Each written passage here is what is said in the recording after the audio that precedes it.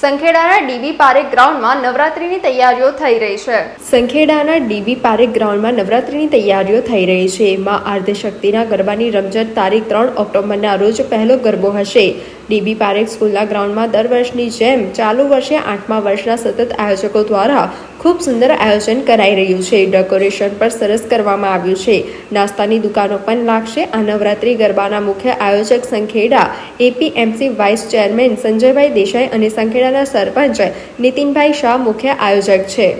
તારીખ 3/10/2024ના રોજથી શરૂ થતા નવલા નોરતા માતાજીના આરાધના માટેના નોરતાની સંખેડા ખાતે મા આદ્યશક્તિ ગરબા મહોત્સવનું જે આયોજન કરવામાં આવેલું છે, જે આ ચાલુ સાલે 8મું વર્ષ થશે.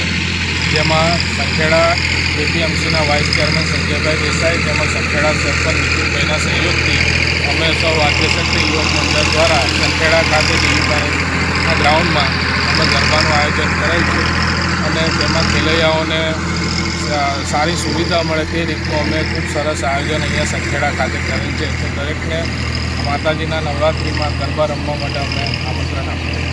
શું નામ તમારું?